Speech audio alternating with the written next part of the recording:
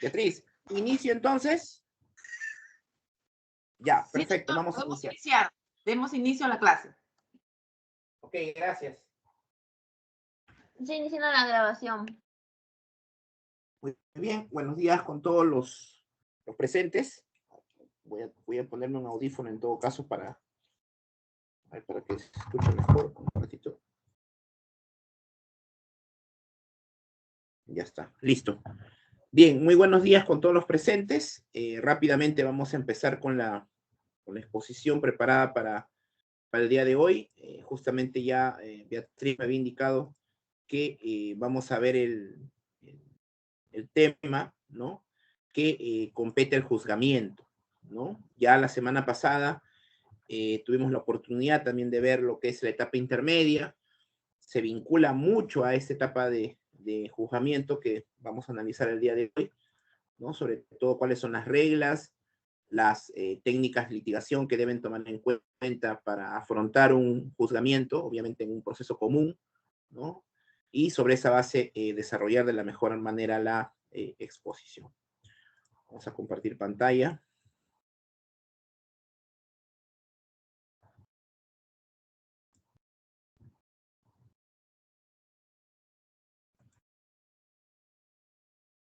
Ya, vamos a esperar un momento.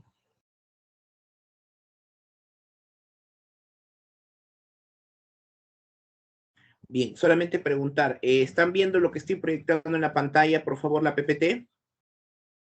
Sí. Perfecto, gracias. Sí, ya, perfecto, muchas gracias, muchas gracias. Bien, entonces vamos a empezar con esto. Bien, recordemos, ¿no? Que para llegar a esta etapa de juzgamiento, ¿no? Se ha tenido que pasar por otras etapas, ¿no? Como es la de investigación preparatoria, eventualmente etapa intermedia, ¿no? Y nos vamos a encontrar ya en lo que es en el juzgamiento, ¿no? Para esto, sí o sí se ha tenido que afrontar la etapa intermedia, ¿no? Hay casos, como también señalamos la semana pasada, donde necesariamente no va a haber investigación preparatoria. ¿Y por qué no va a haber investigación preparatoria? Porque el Ministerio Público, desde la etapa de diligencias preliminares, ¿no? Decide dar un salto, obviar la etapa de investigación preparatoria y formular lo que se conoce como la acusación directa. Entonces, para llegar al juzgamiento, sí o sí tenemos que afrontar la etapa intermedia. La etapa intermedia sí o sí se va a dar en el proceso común. La semana pasada ya dimos las pautas en relación a esta etapa, ¿no? Y la etapa intermedia va a culminar, va a concluir con lo que se conoce como auto de enjuiciamiento. En el auto de enjuiciamiento, ¿qué se va a establecer? En términos sencillos, el auto de enjuiciamiento es una resolución judicial en la que el juez fija cuál va a ser el objeto, qué es lo que se va a cuestionar, sobre qué va a girar el debate, sobre qué va a girar la prueba en el juzgamiento. En otras palabras, si ustedes el día de mañana, pasado, cuando tengan a bien, tengan que afrontar un juzgamiento, lo que deben solicitar siempre es el auto de enjuiciamiento. ¿Por qué, doctor? Porque en el auto de enjuiciamiento está definido, por ejemplo, cuál es el delito sobre el cual se van a debatir las pruebas en el juzgamiento, ¿no? Es decir, se va a debatir un robo agravado, se va a debatir unas lesiones, se va a debatir un homicidio, se va a debatir un secuestro, se va a debatir una organización criminal, se va a debatir un delito de corrupción. Es decir, el auto de enjuiciamiento lo que va a establecer es cuál es el delito que va a ser objeto de juicio, ¿no? Pero no solamente es el delito, también van a estar los hechos, es decir, cuáles son los hechos sobre los cuales también se va a tener que probar de parte del Ministerio Público, también de parte de la defensa del acusado, también eventualmente de un actor civil o de un tercero civil, ¿no? ¿Cuáles van a ser los hechos sobre los cuales presuntamente el acusado habría participado y sobre los cuales pudo haber existido una víctima o víctimas, ¿no? Entonces, el auto de enjuiciamiento me va a fijar a mí cuáles van a ser los hechos sobre los cuales se va a circunscribir el debate o la actividad probatoria en el juzgamiento. Entonces tenemos el delito, tenemos los hechos. ¿Qué más tenemos? Las pruebas. Es decir, ¿cuáles van a ser las pruebas que se van a debatir en el juzgamiento? Ni más ni menos. Si el Ministerio Público tiene 3, 4, 5, 10, 20 o 100 pruebas, ya, esas van a ser las únicas que van a justificar eventualmente una condena o en su defecto una absolución. ¿Mm? Doctor, ¿y no pueden aparecer más pruebas? Sí, puede darse, ahora vamos a ver por qué, pero de manera muy excepcional, ¿no? Porque lo único que se va a debatir en el juzgamiento, único, son las pruebas que ya fueron admitidas en la etapa intermedia. Es decir, esas van a ser las únicas pruebas que se van a tener que debatir, ¿no? Pero también ya señalé, es una regla y toda regla tiene una excepción, ¿no? Es decir, hay excepciones, ¿no? Entonces, ustedes están aquí presentes y todos aquí para establecer que en el juzgamiento, ¿no? Se va a debatir los hechos, se van a debatir las pruebas, se van a debatir los delitos, ¿no? Y también quiénes van a actuar, ese es otro aspecto importante, ¿no? ¿Quién va a actuar, no? Va a actuar el fiscal, el acusado. Si hay un actor civil, será el actor civil. Si hay un tercero civil responsable, será el tercero civil responsable, ¿no? Y para eso, obviamente, que necesitamos el auto de enjuiciamiento, ¿no? Para saber quiénes son los que van a actuar y debatir en esta etapa de juzgamiento. ¿Mm?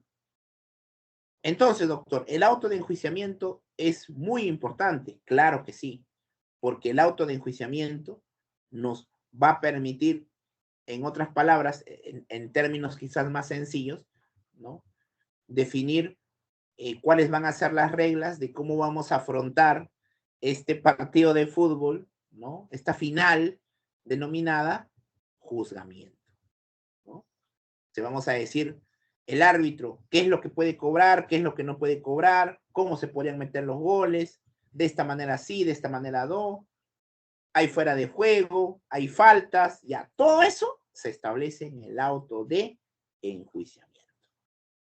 Entonces, ustedes siempre cuando tengan que afrontar un juzgamiento, lo que tienen que solicitar, o en todo caso el agraviado, proporcionárselo a ustedes, o el acusado eventualmente, o el tercero civil en el caso, ¿no? Es entregarle o solicitar el auto de enjuiciamiento, ¿no?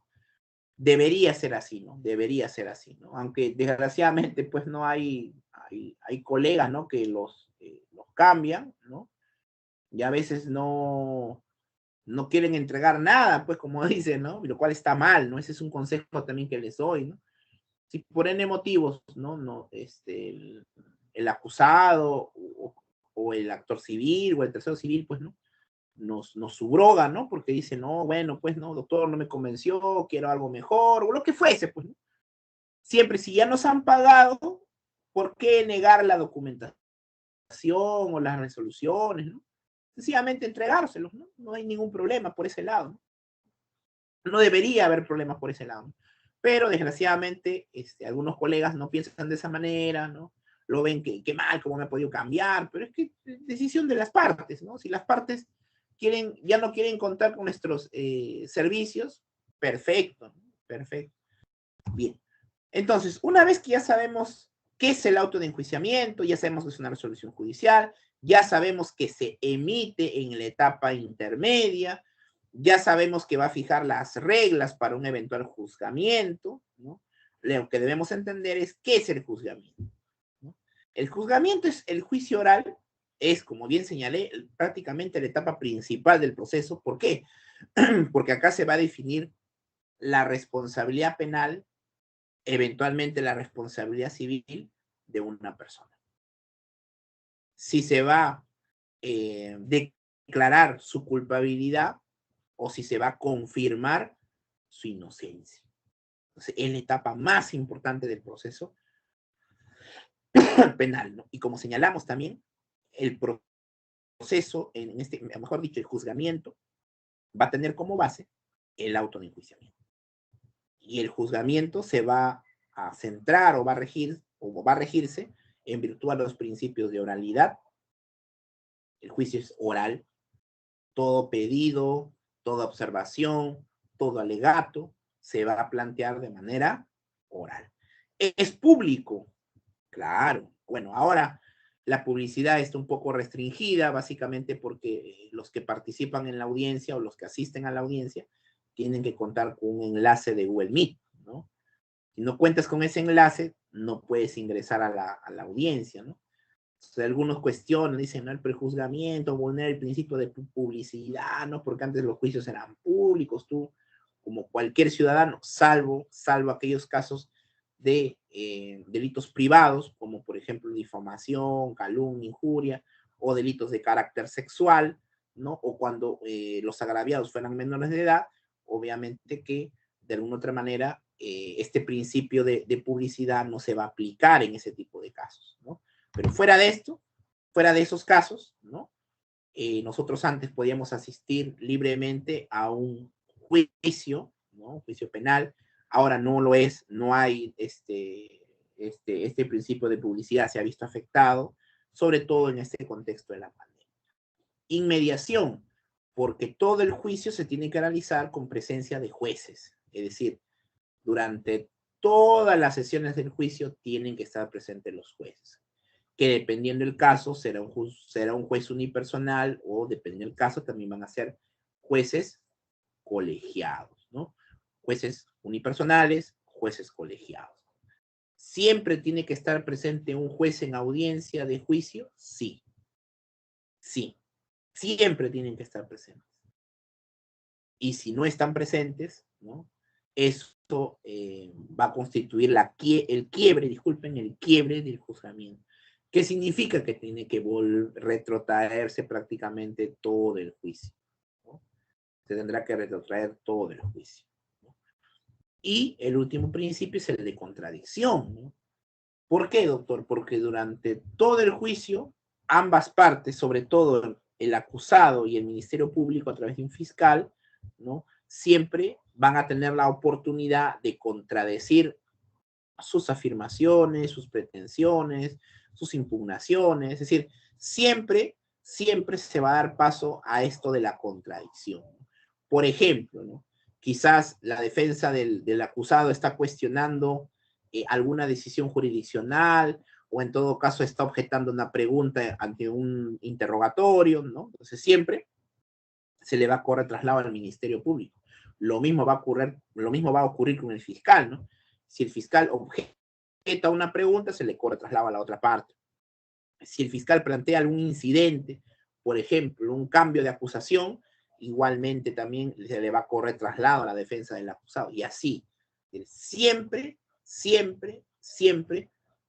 va a estar vigente el principio de contradicción, en el sentido de que ambas partes, ¿no? Dependiendo lo que afirmen, lo que pretenden o lo que cuestionan en el juzgamiento, siempre va a existir esa contradicción, ¿no? Esa oposición, esa posibilidad de impugnar, esa posibilidad de cuestionar, de oponerse entre una y otra parte. Ahora, para que se desarrolle el juzgamiento, existe lo que se conoce como un cuaderno de debates, ¿no? ¿Qué es el cuaderno de debates? El cuaderno de debates es lo que de alguna otra manera, el cuaderno de debates es lo que ustedes conocían antes como el expediente judicial, ¿no? Yo hace poco me quedé sorprendido, ¿no? Y disculpen que haga este comentario, pero es importante, ¿no? Porque unos estudiantes de pregrado, pues, ¿no? Me hacen una consulta, ¿no? Me dicen, doctor, me están pidiendo copias del expediente penal, ¿no? Y yo le digo, ¿expediente penal? Sí, me están pidiendo resoluciones y me están pidiendo escritos del expediente penal, ¿no? Y yo lo que les digo a ellos es, pero expediente penal ya no hay. ¿Cómo que ya no hay? No hay expediente. Expediente penal no existe ya. Sin el nuevo modelo no hay expediente. No hay un expediente donde obran resoluciones, escritos, no hay eso, no existe eso. Pero a mí me sorprendió que en una universidad se pide ese tipo de cosas en el nuevo modelo. Es imposible. Yo decía, pero eso jamás lo van a poder conseguir porque eso ya no existe. Lo que existe es un expediente judicial, pero de juicio, de juicio. Y en ese expediente judicial de juicio no hay escritos, no hay resoluciones. Entonces, ¿qué hay, doctor? Está la acusación, ¿no?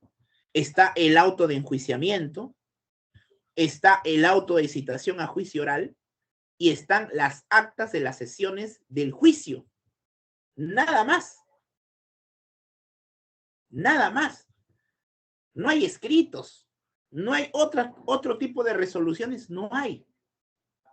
¿Se dan cuenta? Entonces, eso, ¿qué refleja? Que desgraciadamente en algunas universidades, ¿no?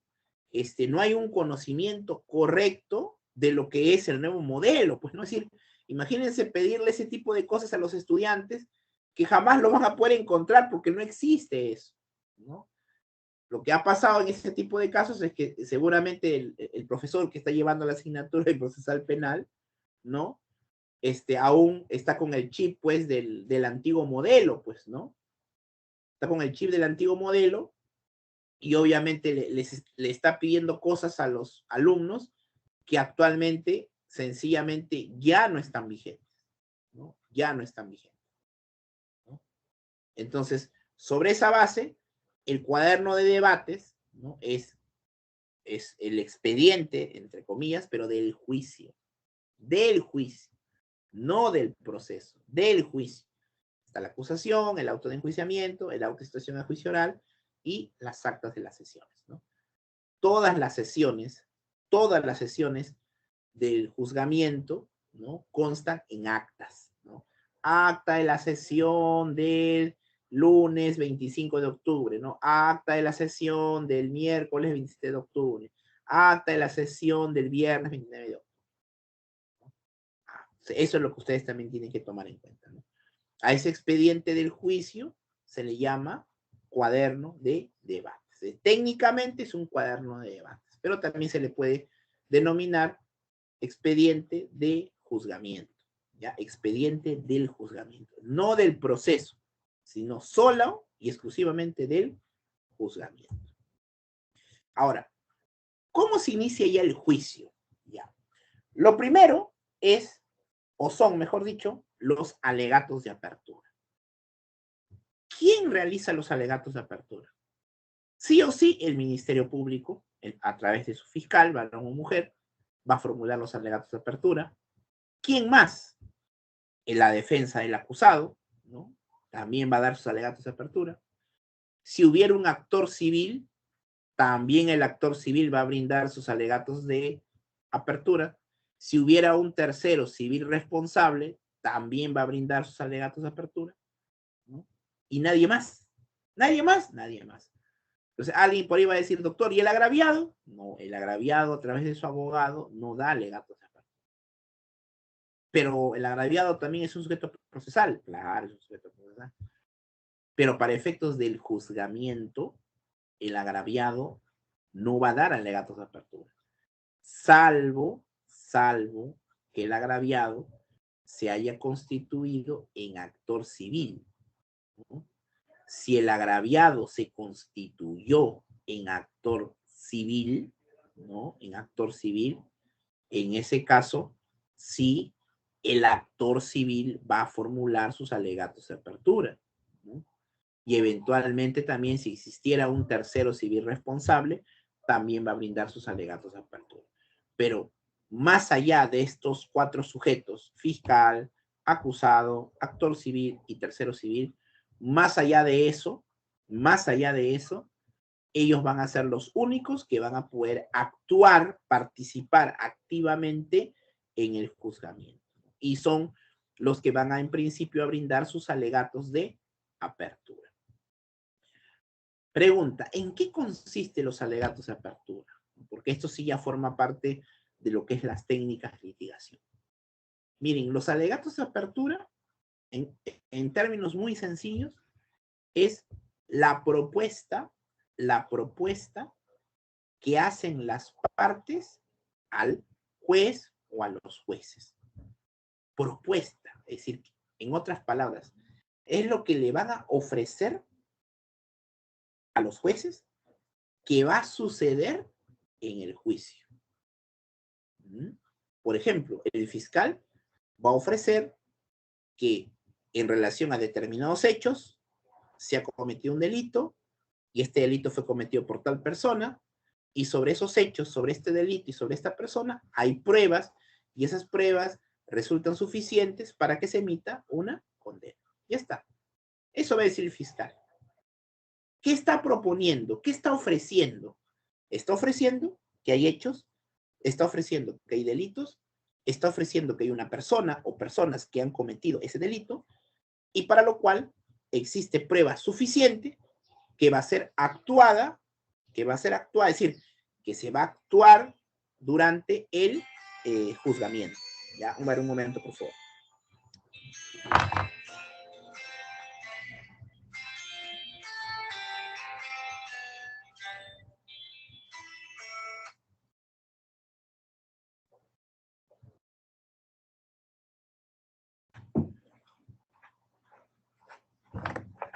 A ver. Ya, listo. Entonces, ¿no? Entonces, lo que hay que tomar en cuenta, ¿no? Es que los alegatos de apertura es el ofrecimiento, la propuesta que hacen las partes, ¿no? Doctor, ¿y el acusado qué va a proponer?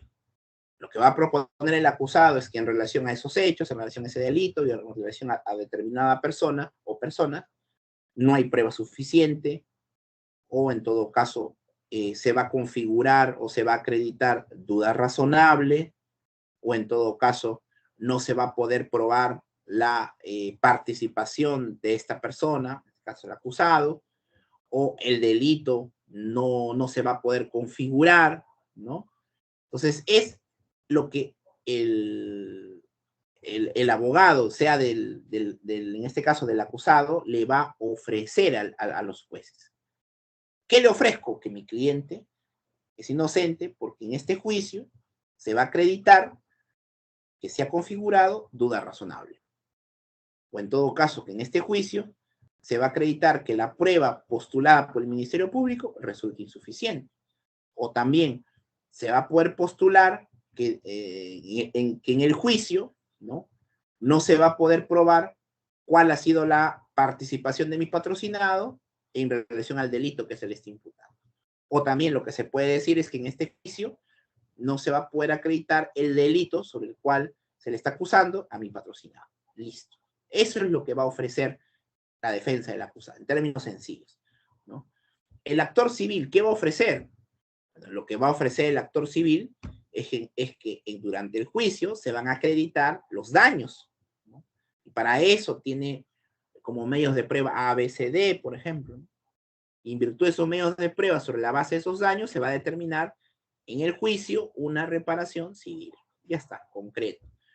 Y el tercero civil, por ejemplo, puede decir que en el presente caso, igualmente el acusado no es responsable penalmente porque hay una situación de insuficiencia probatoria o hay duda razonable, ¿no? O en todo caso el tercero civil va a decir que no tiene ningún tipo de responsabilidad, ¿no?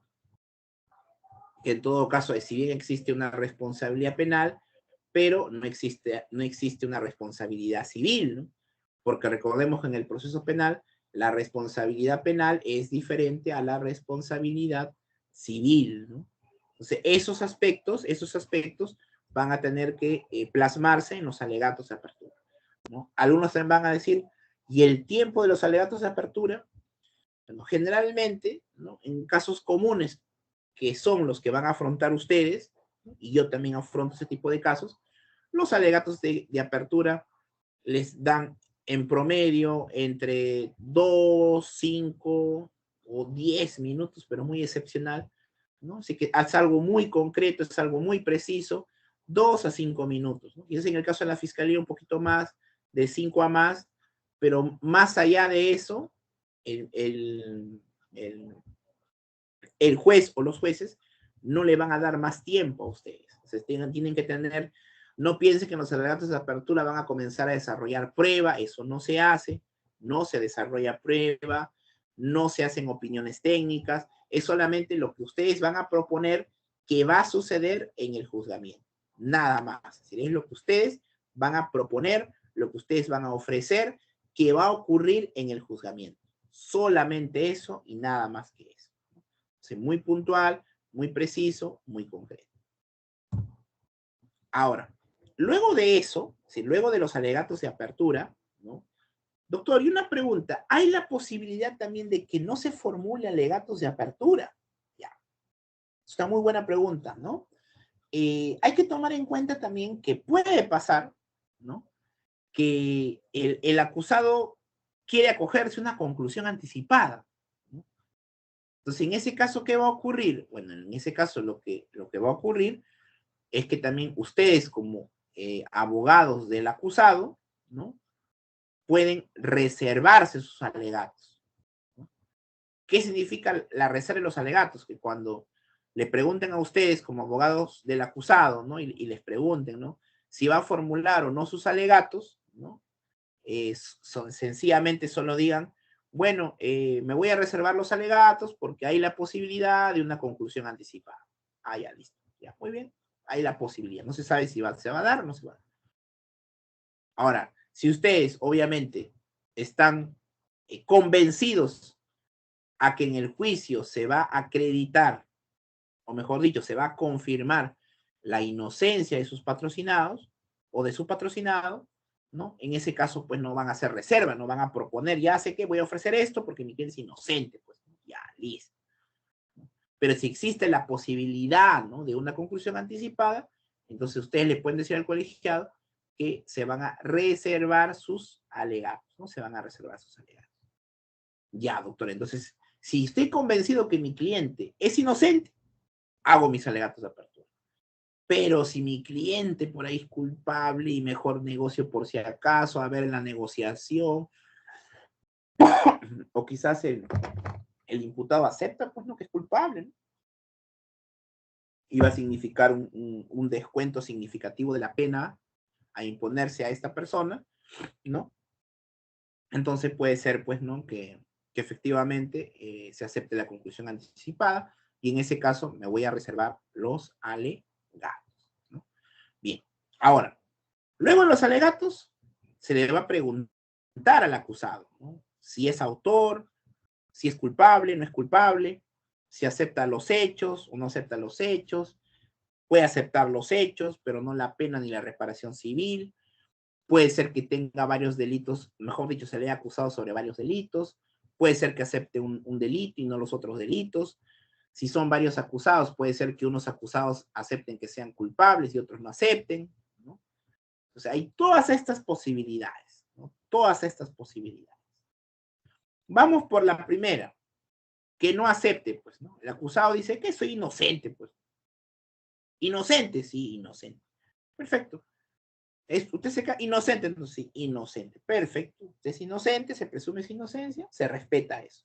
Ya está. Si se declara inocente, ¿qué significa? Que no va a haber conclusión anticipada, pues. No va a haber conclusión anticipada. Porque es inocente, pues, ¿no? Para que exista conclusión anticipada, el acusado tiene que declararse culpable. Ya tiene que declararse culpable. Si no se declara culpable, no hay conclusión anticipada. En consecuencia, si el acusado responde al juez o a los jueces, señor juez o señores jueces, soy inocente. Inocente, sí, perfecto. Entonces ya no hay conclusión. Pero, vamos a ir ahora. ¿Qué tal si el acusado acepta que es culpable? O sea que sí, soy culpable de este delito. Culpable. Ya, ¿usted acepta que es culpable? Sí, acepto que soy culpable. Perfecto.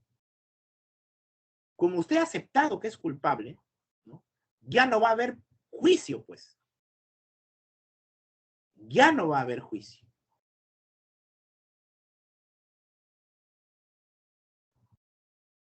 Entonces, como ya no va a haber juicio, ¿no? Y sencillamente no va a haber juicio porque ya aceptó que es culpable. Ya aceptó que es culpable. Entonces, si ya aceptó que es culpable, lo que tiene que suceder es que esta persona va a recibir beneficios, ¿no? ¿Como cuáles, doctor? Se le va a descontar un séptimo de la pena probable. Un ejemplo, si la fiscalía estaba proponiendo 7 años, un séptimo de 7 es un año. O sea, 7 años se le tiene que descontar un año. Y la pena que sería aplicable en este caso sería de 6 años. Doctor, ¿qué más se le puede descontar? Hay que analizar también si el delito estuvo en grado de tentativa, por ejemplo.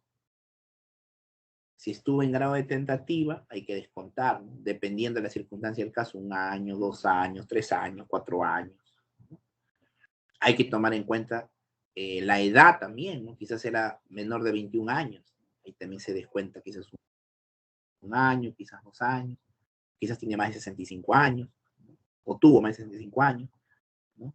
Ahora, aparte de eso, también puede ser que se apliquen principios, ¿no? Como el de proporcionalidad, razonabilidad, humanidad, ¿no? Pues en base a eso se puede descontar. Quizás de 7 lleguemos hasta 5 años, quizás hasta 4, no lo sabemos. Pero son las ventajas o los beneficios que puede gozar el acusado si se acoge a la conclusión anticipada, aceptando que es culpable del delito o de los delitos que se le están acusando. Ahora, pero puede ser que esta persona acepte el delito, acepte, sí, soy culpable de este delito, pero, sobre la pena no estoy de acuerdo.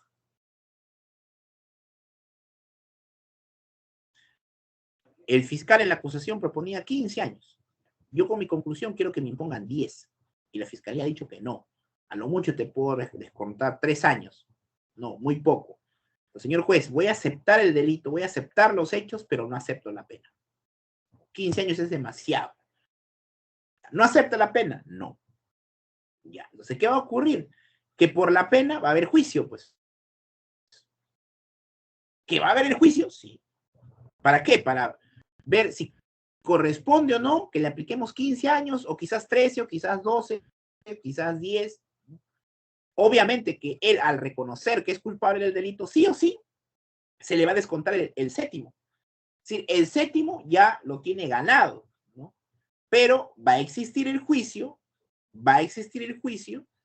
por la pena, ¿no? Porque la pena ha dicho que no es demasiada la pena, ¿no? Y por la pena va a haber un juicio. ¿Que todo el juicio solamente por la pena? Sí, pues. Claro. Porque para que exista conclusión tiene que aceptar todo. Todo tiene que aceptar. La pena, la reparación, todo tiene que aceptar. Pero como en este caso ha aceptado el delito, pero no aceptó la pena ni la reparación civil, entonces va a haber un juicio. Y va a haber, ¿y qué significa? Que se va a actuar todo, claro, todo. Exactamente todo. Es decir, los testigos, las documentales, las pericias, todo se va a actuar, todo. Todo. ¿Mm? Ahora, doctor, ¿y puede ser que también acepte los hechos, acepte la pena, pero no acepte la reparación civil? También puede pasar. También podría pasar. Si no es algo descabellado que el acusado diga, acepto los hechos, acepto la pena, pero no acepto la reparación civil. Demasiado. Ya, y en esos casos, ¿qué va a hacer? Se tiene que actuar también todos los medios de prueba. Ahora, si hay un actor civil, se actuarán las pruebas del actor civil, pues, ¿no? Porque aceptó los hechos, aceptó el delito, aceptó la pena, pero no acepta la reparación civil. Entonces, nos vamos a juicio por la reparación civil. Ahora, puede ser que el acusado, no sé, se le esté imputando delitos como cohecho, colusión, tráfico de influencias, ¿no? Entonces dice, ¿sabe qué? Voy a aceptar tráfico de influencias y colusión. Ya, esos 2 delitos los acepto. Pero cohecho, no acepto cohecho. No acepto el cohecho. Entonces, como no acepta el cohecho, por el cohecho nos vamos a juicio. Por el cohecho nos vamos a juicio. Entonces, todo el juicio va a ser solamente por cohecho, porque los otros dos delitos ya los aceptó. Los otros dos delitos ya los aceptó. Solamente por cohecho nos vamos a ir a juicio. Ahora, puede ser que sean varios acusados, ¿no? Ahora, de los 4 acusados, hay uno que se quiere acoger a la conclusión anticipada. Es decir, hay uno que ya aceptó, dijo, sé que yo soy culpable, pues. Sí, efectivamente, estaba en ese lugar, y yo hice esto, ¿no? Sí, reconozco todo, ¿no? Entonces, este acusado ya aceptó. Y se le va a establecer su pena, todo ya, solamente a este acusado. Y con los demás acusados, nos vamos a juicio. Con los demás vamos a continuar el juicio. El tema en ese tipo de casos es que cuando de un grupo de acusados hay uno que se declara culpable, prácticamente ya los otros, por ejemplo, si son 4 y uno que aceptó, los otros 3 prácticamente ya son culpables, ¿no? Prácticamente ya son culpables, porque si ya uno reconoció cómo sucedió, qué es lo que hizo tal, qué es lo que hizo el otro, yo hice esto, ¿no? Entonces es mucho más difícil para la defensa de los otros 3 probar, o mejor dicho, demostrar en el juicio de que se confirme su inocencia, ¿no? Es mucho más difícil. Y es mucho más difícil, obviamente, porque ya hay uno que ya se acogió a la conclusión, que significa que aceptó los hechos, su participación, cómo sucedió, ¿no? Entonces ahí ya, como dice, la tarea para los otros va a ser mucho más difícil, ¿no? Sobre todo si el fiscal postuló una coautoría, ¿no? ¿Qué significa? Que todos han tenido conocimiento de los hechos o las conductas que practicaba uno o el otro, ¿no? Entonces va a ser mucho más difícil, ¿no? No imposible, ¿no? Porque puede darse el caso de que sobre uno, ¿no? Se acogió a la conclusión y los otros pueden ser absueltos, claro. Para mí eso va a depender, por ejemplo, de los hechos, es decir, que el que ha aceptado su responsabilidad ha participado en hechos diferentes a los otros, ¿no? Pero si es exactamente el mismo hecho y hay coautoría, olvídense, pues 99.9 que los otros van a ser culpables, ¿no? Entonces, eso es lo que también, yo no sé hasta qué punto, ¿no? Podrían conversar ellos, ¿no? Porque finalmente cada uno es libre y autónomo, ¿no? Dice, que yo me quiero declarar culpable, no quiero saber más de este tema, ¿no? Y estaría correcto, también es su derecho, ¿no? Es su derecho. Bien, entonces esas son las posibilidades en relación a la posición del acusado y si eventualmente puede o no ocurrir una conclusión anticipada. Ahora, luego que se haya producido, ¿no?, esta pregunta al acusado si se declara culpable o no y si se acoge o no a la conclusión anticipada, viene una parte muy importante que se denomina prueba nueva, ¿no? ¿Qué significa esto? Yo les había comentado, ¿no?, que el auto de enjuiciamiento establece cuáles van a ser las únicas pruebas sobre las cuales se va a realizar el juzgamiento, ¿no? Las únicas pruebas que van a determinar si una persona es culpable o eventualmente no culpable, confirmándose su inocencia, ¿no? Pero también les dije que hay excepciones, ¿no? Una excepción justamente es la prueba nueva, ¿no? ¿Qué significa? Que luego que el acusado se ha declarado inocente, que no va a acogerse a la conclusión anticipada, ¿no? O se han dado los otros supuestos que ya he descrito, ¿no? Que ha aceptado el delito, pero no aceptó la pena, no aceptó la reparación civil, o esta persona tiene varios delitos y solamente sobre algún delito aceptó su responsabilidad, pero los otros delitos no ha aceptado, o siendo varios acusados, uno sí se acoge a la conclusión anticipada y otros no se han acogido, ¿no? Sobre esa base, existe la posibilidad, luego que ha pasado esa fase, de que se pueda ofrecer prueba nueva. ¿Qué significa esto? Que es prueba que ha aparecido o que se ha tenido conocimiento con posterioridad a la audiencia de etapa intermedia o también denominada control de acusación, ¿no? Es decir, ha aparecido después, no sé, ha aparecido un documento que no se sabía que existía, apareció un informe que no se sabía que existía, ha aparecido un testigo que no sabíamos que había presenciado el hecho, ¿no? Es decir, es prueba que ha tenido que aparecer o se ha conocido con posterioridad a la audiencia de etapa intermedia. Con posterioridad a la audiencia de etapa intermedia. Doctor, y una pregunta, ¿y qué hubiera pasado si fuera prueba que ya se hubiera conocido? Ya, si fuera prueba que ya se hubiera conocido, desgraciadamente ya no se puede postular como prueba nueva, porque ya se conocía. O quizás era prueba que ya estaba en la carpeta fiscal. Doctor, pero esa prueba era importantísima. Sí, pero no se ofreció, pues. No se ofreció. Sí, pero es que mi abogado me dijo que no hay que ofrecer. Pero si es, desgraciadamente, pues, no has tenido un mal abogado y ya no se ofreció.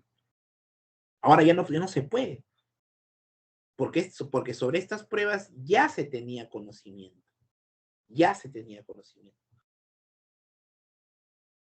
Doctor, pero no hay alguna forma, un mecanismo, algo. No. Desgraciadamente, no.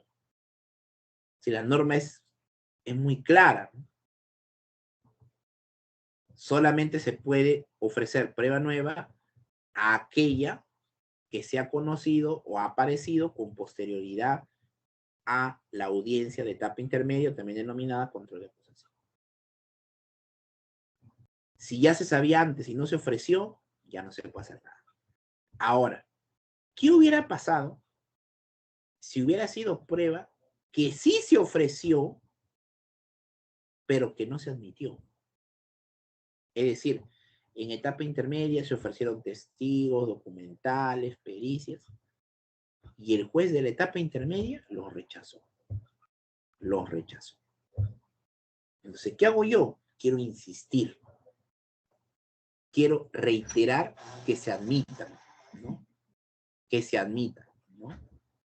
Reitero que se admita. Insisto con su admisión.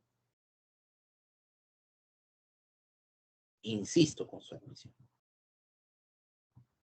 Pero hay un detalle. Para insistir con prueba que ha sido inadmitida en la etapa anterior,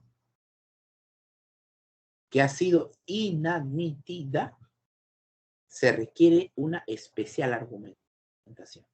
En otras palabras, no pueden emplear la misma argumentación, que se empleó o que se utilizó en la etapa intermedia. Tienen que emplear otra argumentación diferente, mejor sustentada. Quizás el abogado que ofreció, o quizás ustedes, ¿no? En etapa intermedia ofrecieron medios de prueba y el juez se los rechazó. Entonces, los argumentos que utilicé ya no pueden ser los mismos. ¿Qué hago? Busco jurisprudencia de la Corte Suprema, busco jurisprudencia del Tribunal Constitucional, ¿no? Lo vinculo mejor a los hechos, lo vinculo mejor al delito, ¿no? Empleo una argumentación diferente a la que utilicé en la etapa intermedia. Lo que no puedo hacer es utilizar, disculpen, la misma argumentación. Ay, la garganta se me va porque ayer también estaba en clase. Lo que yo no podría utilizar es la misma argumentación. Pero si yo utilizo la misma argumentación que empleé en la etapa intermedia, lo que va a pasar es que me lo van a volver a rechazar. El juez me va a decir, o los jueces, doctor, pero eso es lo mismo que usted ha dicho anteriormente. Es exactamente lo mismo, ¿no? Es exactamente lo mismo. Entonces, lo que hay que hacer es utilizar nueva argumentación, diferente a la que se empleó o a la que se utilizó en la etapa intermedia. Siguiente. Ahora, doctor, ¿y el acusado declarará o no declarará? Esa es otra muy buena pregunta. Ya. Que declare o no el acusado es su derecho. Es su derecho.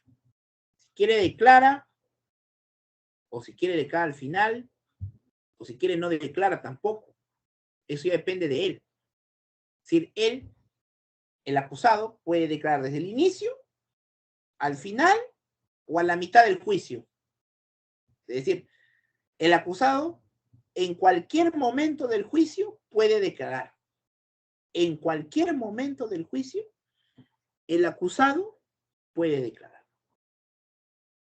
En cualquier momento. Ya. Entonces puede caer al inicio, sí. Al final, también. O a la mitad del juicio, también. Esa es decisión del acusado. Doctor, ¿y qué nos aconseja a nosotros? Bueno, yo particularmente aconsejo, miren, si son realmente inocentes, y destaco la palabrita, realmente inocentes, pueden declarar desde el inicio, pues. ¿Por qué? Porque como se va a declarar inocente y me imagino que ha presentado pruebas a favor, entonces es importante que declare al inicio para que la prueba que aparezca después a su favor consolide la declaración que dio al inicio. Ahora, si este acusado no ofreció nada, que declare al final. Que declare al final. Porque por lo menos el acusado puede ir viendo qué prueba se va apareciendo, se va actuando, ¿no? Y en virtud de eso también puede, entre comillas, arreglar su declaración, decir esto o no decir aquello, ¿no? Entonces, como les digo, ahí va a partir de dos situaciones. La primera, si son realmente inocentes y tienen pruebas a favor, lo recomendable es que declare al inicio. Pero si el acusado no tiene absolutamente nada, entonces lo mejor es que declare al final, ¿no? Lo mejor es que declare al final. Doctor, si se llega a realizar el interrogatorio, ¿no? Bueno, las preguntas tienen que ser directas, claras, pertinentes, útiles, ¿no? El contrainterrogatorio va a versar sobre las respuestas que ha dado el acusado, ¿no? No se pueden formular preguntas repetidas, salvo aclaraciones, ni preguntas capciosas, ni preguntas impertinentes, y las que tengan alguna respuesta sugerida, ¿no? Se pueden plantear objeciones por parte de las partes, ¿no? Disculpen la redundancia, ¿no? O también de oficio, ¿no? En el sentido de que el juez o los jueces pueden advertir, ¿no? Que la pregunta, pues, no es impertinente, capciosa, sugerida, repetida, ¿no?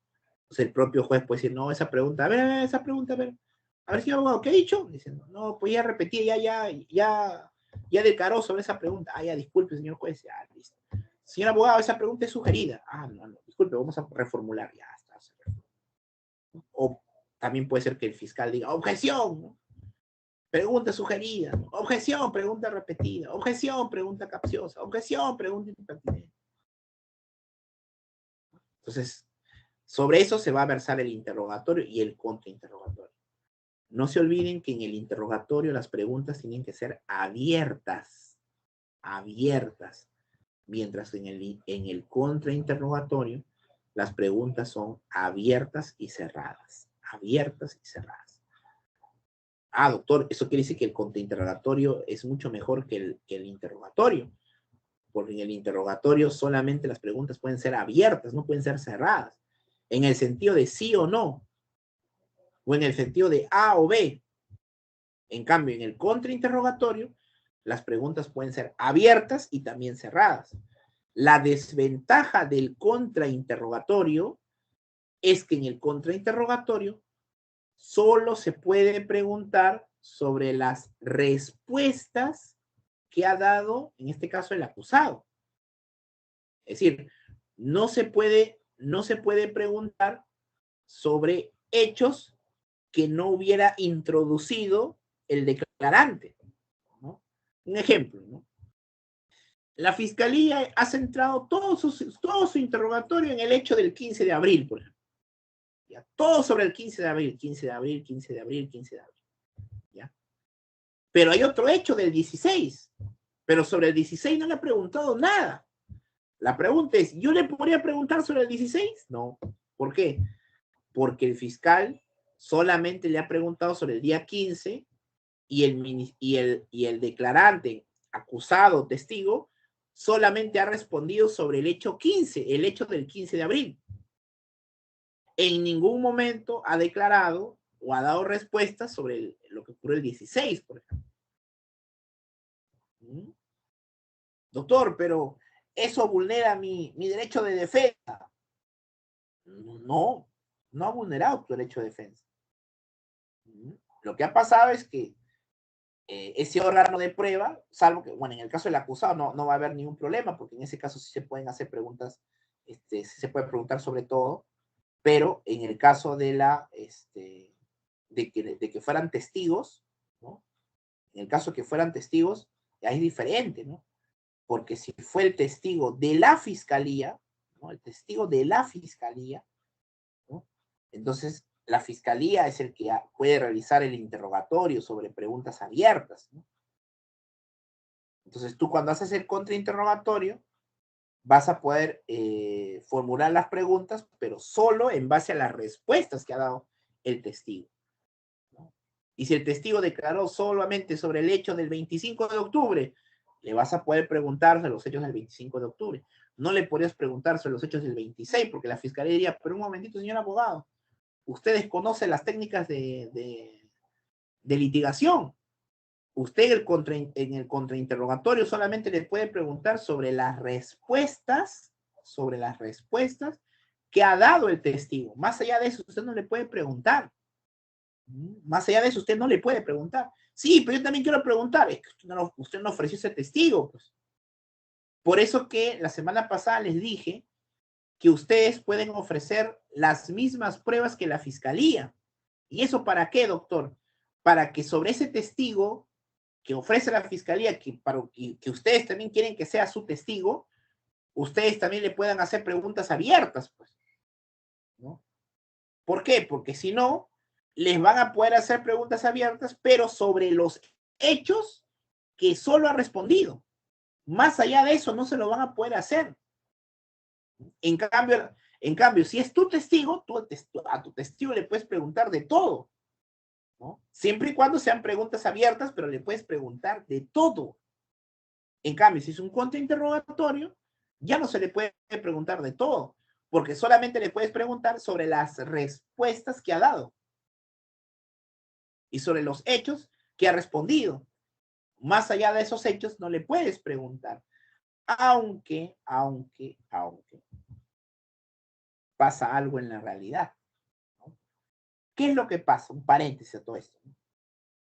En la realidad lo que pasa es que esto que yo les estoy diciendo, que corresponde a las técnicas de litigación, ¿no? A qué es lo que puedo preguntar, qué es lo que no puedo preguntar, las preguntas tienen que ser abiertas, cerradas, ya.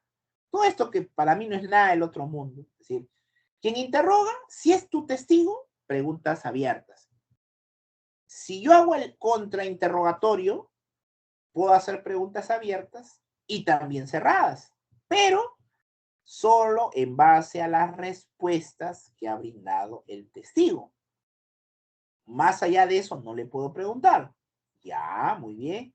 Ya sé que no puedo hacer preguntas capciosas, preguntas sugeridas, repetitivas, ya, impertinentes, ya sé que no le puedo preguntar. Ya, perfecto. Esas son reglas mínimas de litigación. Pero ¿qué ocurre? Ya, puede perfectamente ocurrir que esto que les estoy señalando yo no sea conocido por los fiscales y por los propios jueces. Entonces, ¿qué puede pasar? Que como no conocen esto de las técnicas de litigación, ¿no? Y quizás son jueces o fiscales que aún están ambientados al antiguo modelo, ¿qué va a ocurrir? Que le pueden preguntar de todo al testigo. Le pueden preguntar de todo, nadie va a hacer alguna objeción, le vas a poder preguntar, no siendo tu testigo, le puedes preguntar sobre cualquier hecho, le puedes hacer las preguntas que tú quieras, ¿no? No siendo tu testigo, ¿no? Y el fiscal no va a objetar, los jueces no van a objetar y vas a poder preguntar.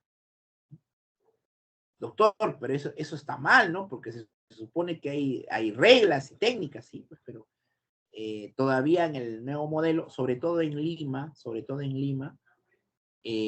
van a ustedes a ver o apreciar que cuando se realiza el examen de los testigos o de los peritos, en el caso del contrainterrogatorio, le van a poder preguntar cualquier cosa, nadie les va a decir nada, lo cual está mal, ¿no? Doctor, ¿y yo cómo me doy cuenta si saben o no saben? Fácil, pues, con la primera pregunta. Ojo, que yo estoy hablando sobre todo para abogados litigantes, ¿no? Creo yo que el Ministerio Público, ayer mencionaba, tiene la escuela del Ministerio Público para capacitarse sobre todo, ¿no? No obstante, quizás esta actividad también vaya a llegar a oídos, ¿no? Del personal del Ministerio Público, pero a lo que yo voy es que en el caso de nosotros como abogados que litigamos, ¿no? ¿Cómo nos vamos a dar cuenta si ese colegiado, si ese juez o si ese fiscal conoce o no las reglas o técnicas? Con la primera pregunta. Si ese testigo, yo le hago una pregunta abierta sobre algo que no ha respondido, miren, le hago una pregunta sobre algo, es decir, ese algo tiene que ser un hecho, ¿no? Que no ha respondido, ¿no? Yo le formulo la pregunta, ¿no? Y veo que el fiscal no dice nada, que el juez o los jueces no dicen nada, listo, ya está. ¿Qué significa? Que ya puedo preguntar lo que quiera, pues. Ya me di cuenta, ¿no? Ya me di cuenta, ¿no? Que ese fiscal desconoce de las técnicas de litigación. Ya me di cuenta que ese juez o estos jueces no conocen las técnicas de litigación. Y como a la primera pregunta no me han dicho nada, a la segunda, con más razón. ¿No? A la segunda, con más razón. Ya, pregunto de todo, ya, pregunto esto, aquello. No siendo hechos que ha respondido el testigo. Ah, el testigo no sabe, peor, pues el testigo no es abogado, no es nada, ya responde el testigo, ¿no?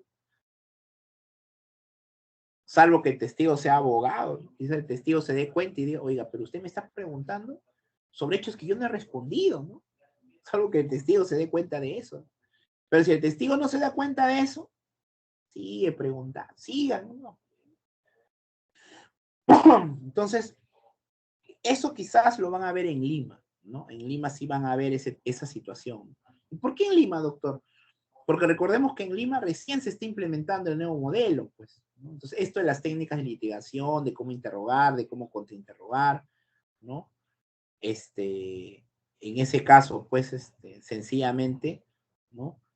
Lo que va a ocurrir es que se pueden, esto sobre todo los abogados de los acusados, ante ese desconocimiento, ustedes bien podrían aprovecharse de la situación y preguntar lo mejor les parezca para los intereses de su patrocinado, ¿no?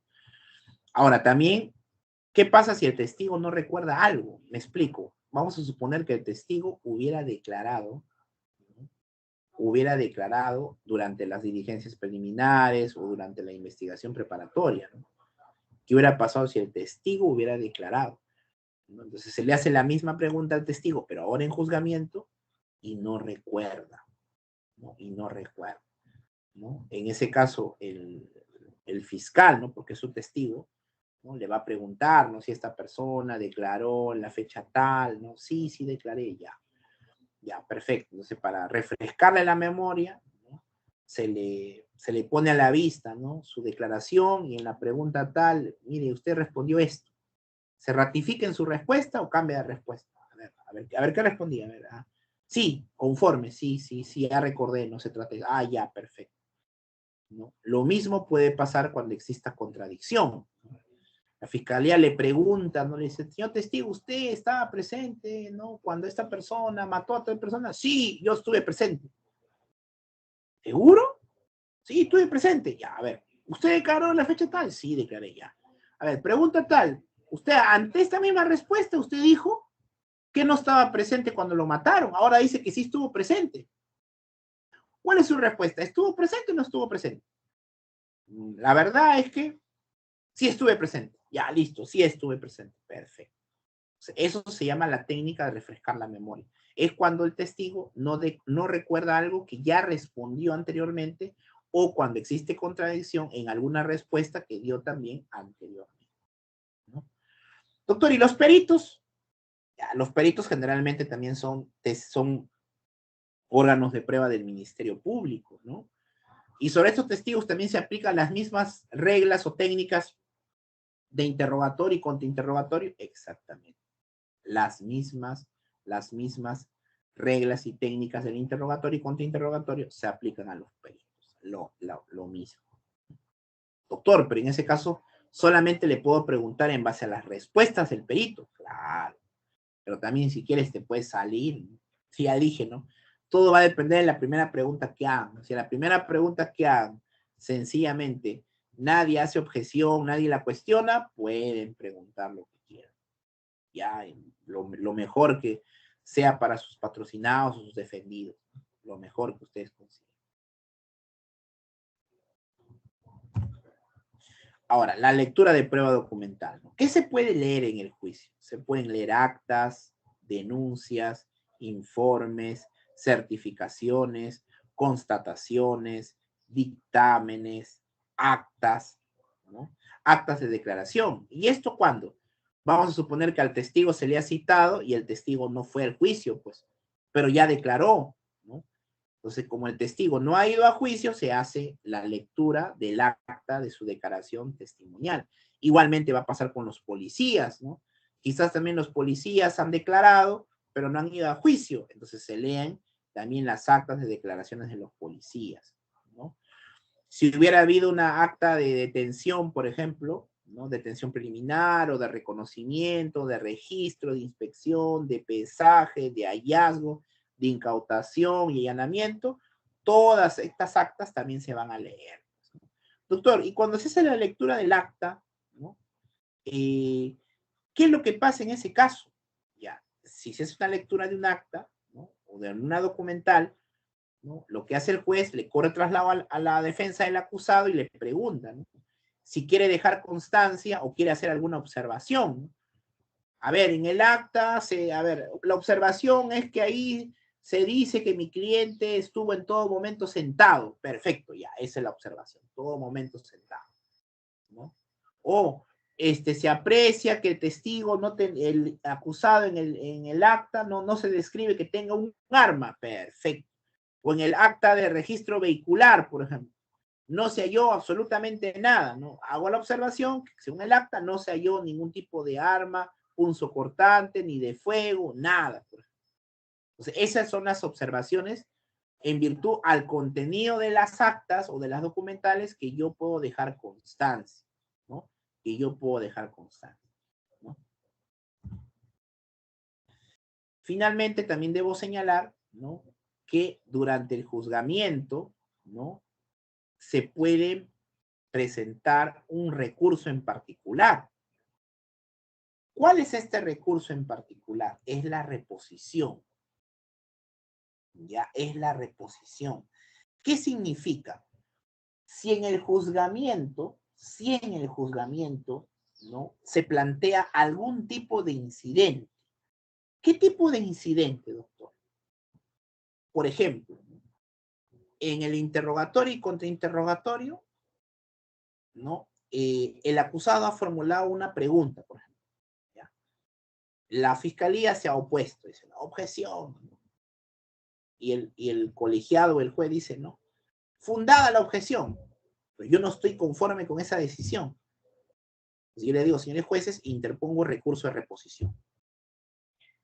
No estoy conforme con haber declarado fundada la objeción porque para mí es importantísima la pregunta. Ah, ya. Entonces interpone recurso de reposición contra nuestra decisión. Sí, a ver, señor abogado, fundamente su recurso de reposición, ¿no? Que el haberse declarado fundada la objeción me causa agravio por esto, ¿no? Y solicito, ¿no? Que se declare infundada la oposición y pueda formular la pregunta. Ya está. Ya ese es el incidente. O quizás también pudo haberse dado que el juzgamiento, ¿no? La defensa haya formulado alguna nulidad, ¿no? no sé, no ha pasado algo, ¿no? Una irregularidad en el proceso y plantea una nulidad, ¿no? Plantea la nulidad, ¿no? Plantea la nulidad y el juzgado, el juez o el colegiado dice, no, ¿sabe qué? Infundada la nulidad, infundada.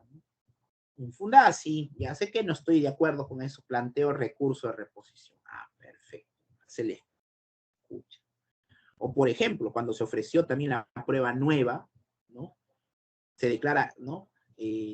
Infundada la solicitud de prueba nueva. Ya sé que no estoy conforme con eso, interpongo recurso de reposición. ¿Voy a interponer recurso de reposición? Perfecto.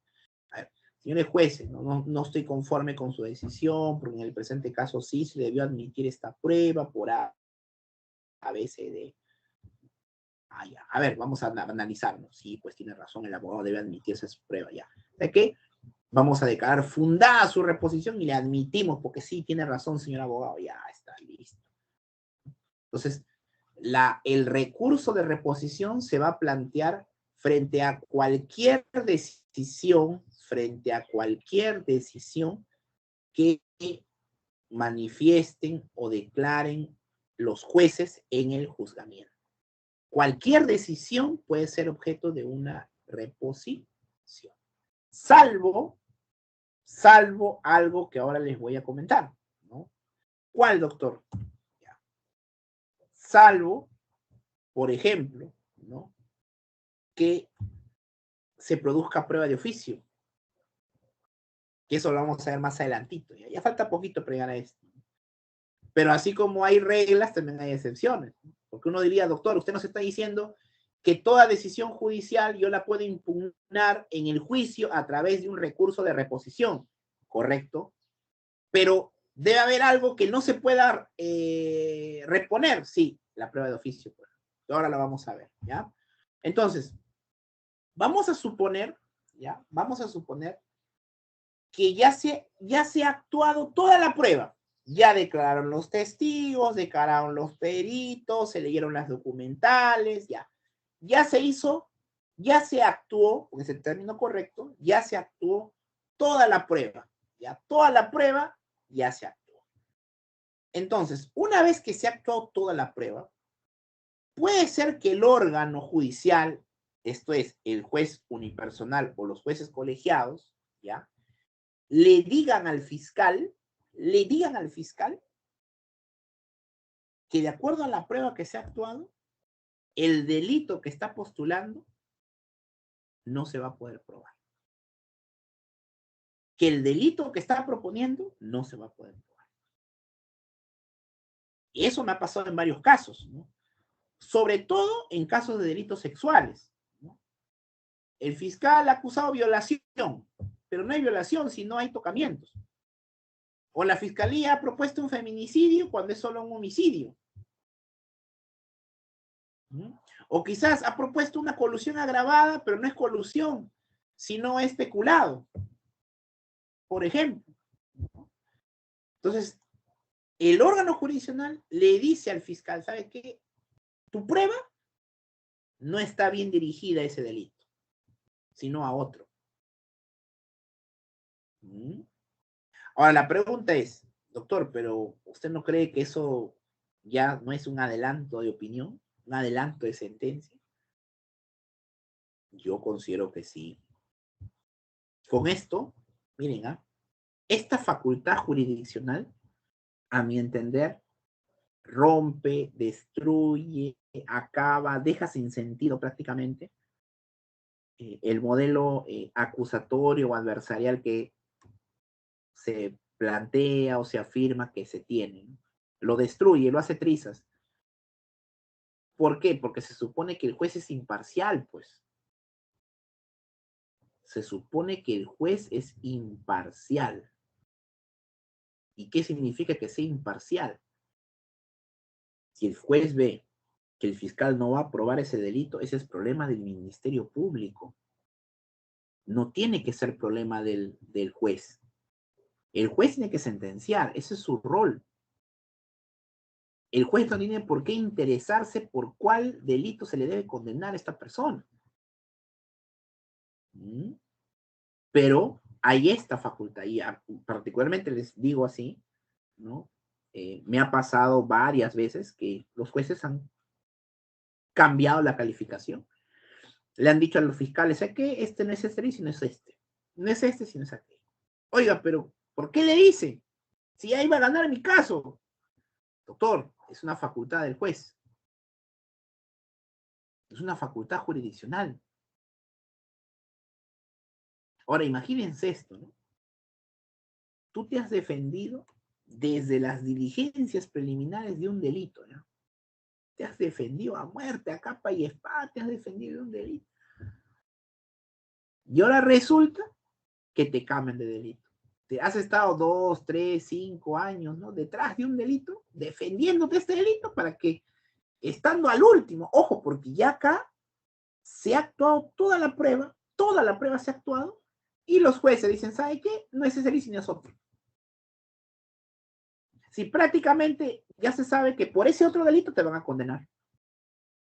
Y eso rompe el principio acusatorio, rompe el principio, ay, se me fue de la mente, de contradicción, ¿no? Porque se supone que ante una acción tiene que haber una reacción, ¿no? Pero en este caso la acción no viene del fiscal, ¿no? Sino que viene del juez. El juez es el que dice, ¿sabe qué? No es este delito, sino es otro. Ahora, ¿qué es lo que dice la norma? La norma lo que dice es que si pasa eso, la parte acusada puede solicitar la suspensión del juicio por 5 días. Ahora, imagínate, te has defendido de un delito por años o meses y solamente te van a dar 5 días para que reformules tu estrategia de defensa y proponer pruebas y que tienes prueba nueva, ¿no? La pregunta es, miren, yo armé un caso, es decir, yo o cualquier persona, ¿no? Arma un caso para defenderse, ¿no? Luego de 2, 3, 4, 5 años, ¿no? Y resulta que ahora te van a dar 5 días para que puedas reformular tu estrategia de defensa y para que en esos 5 días busques prueba nueva. 5 días para buscar prueba nueva. Para mí eso es inaceptable. Inaceptable. Es decir, esto tiene que cambiarse, ¿no? En algún momento yo creo que se tiene que revisar el código, ¿no? Y sobre todo, ¿no? Una de dos, ¿no? O decimos que es un modelo acusatorio o no es un modelo acusatorio, ¿no? Porque un modelo acusatorio, un juez no puede tener esta facultad, es imposible. Es imposible que un juez en un juicio tenga esta facultad. Sí, es imposible. Sí, en un modelo acusatorio es imposible. ¿Mm? Y más aún, ¿no? Dijeron, ya, pero una excepción, ¿no? Ya, pero 5 días, no, pues. Un mes por lo menos, ya 30 días que se suspende el juicio.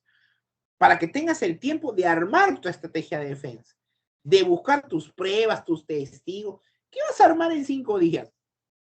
Si en otras palabras lo que te están diciendo es, ya sabes que tu cliente es culpable, ¿eh?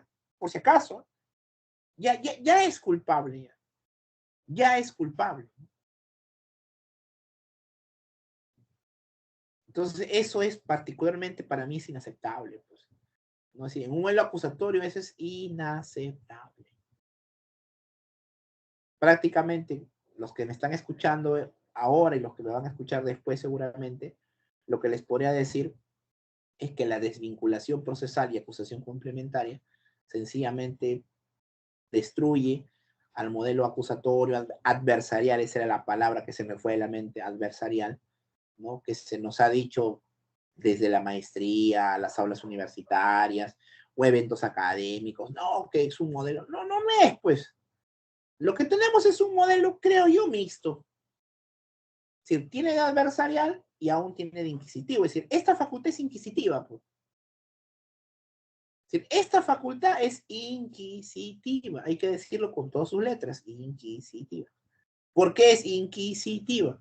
Porque sencillamente el juez se está interesando en el caso en un momento por el cual no debe interesarse. El juez se debe interesar en la sentencia, ahí el juez se interesa. Antes no. Antes el juez tiene que ver y cómo actúan, ¿no? En términos futboleros, ¿no?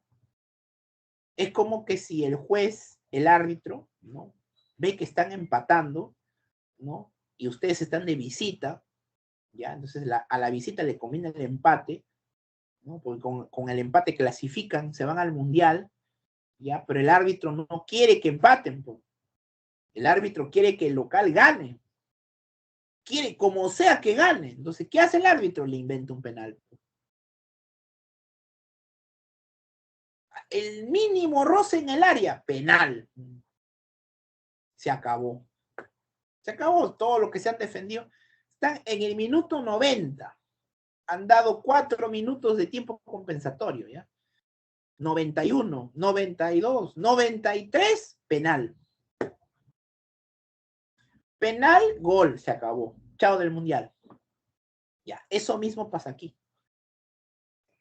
Porque la pregunta es, el penal se cobró el 93 y es 94. Vas a tener 1 minuto para empatar. Tienes 1 minuto para empatar. Es lo mismo que pasa aquí. Solo que acá te dan 5 días para que reformules toda tu estrategia de defensa en 5 días. Si vas a tener que reformular toda tu estrategia de defensa en 5 minutos. Disculpen, en 5 días. Lo que te ha significado años de trabajo, lo vas a tener que hacer en 5 días. Por eso que esto es una manifestación que el modelo procesal penal no es plenamente acusatorio, ¿no? Para mí tiene cosas acusatorias, tiene sus cosas inquisitivas, ¿no? Aunque algunos no lo quieren, no lo quieren reconocer, ¿no? No lo quieren reconocer, ¿no? Y eso es cuestionable, ¿no? Es absolutamente cuestionable. Finalmente, vamos a suponer que no hubo esta desvinculación, ya que no se cambió la calificación ni nada, ¿no? Ya estábamos en el momento de que se ha actuado toda la prueba, ya se actuó toda la prueba, ¿no? Entonces ahora existe la posibilidad, de manera excepcional, de incorporar prueba de oficio. ¿Qué significa?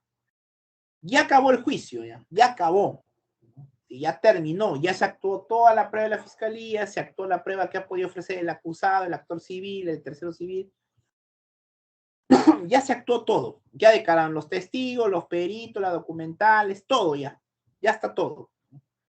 Entonces el juez le dice, pues no, al fiscal o le dice a la defensa del acusado o al del actor civil o al tercero civil, ¿sabes qué? ¿Tienen alguna prueba más que ofrecer? ¿Hay alguna prueba más que ofrecer? ¿Quieres ofrecer una inspección, reconstrucción, algún testigo que ha aparecido, alguna documental más? ¿No?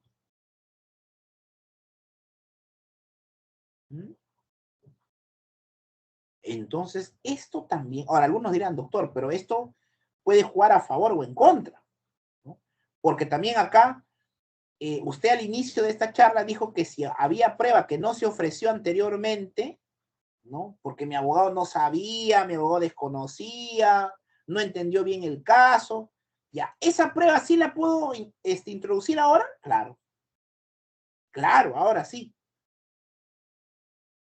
Porque la prueba de oficio admite todo tipo de pruebas, todo tipo de pruebas. Admite todo tipo de pruebas.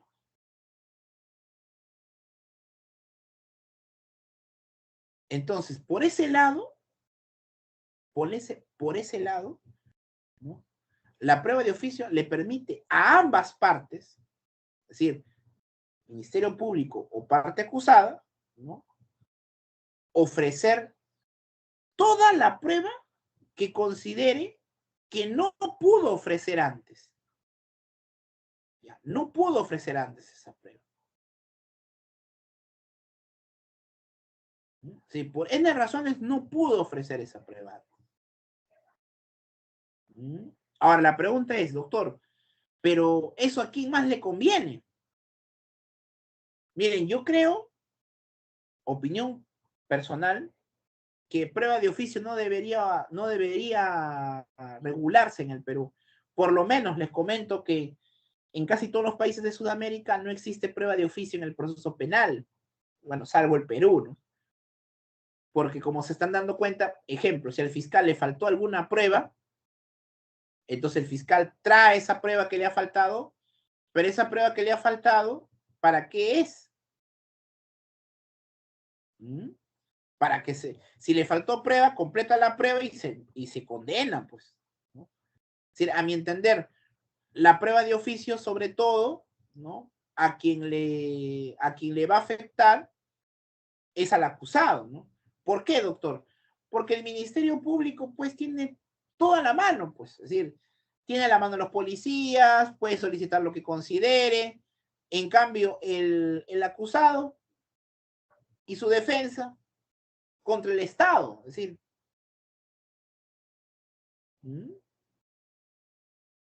¿se dan cuenta? Entonces, a mi entender, la prueba de oficio no debería estar regulada tampoco, porque rompe justamente ese principio de igualdad de armas, sobre todo, en el sentido de que ya, pues, ya la fiscalía tuvo su momento para ofrecer pruebas, ¿no? No lo hizo.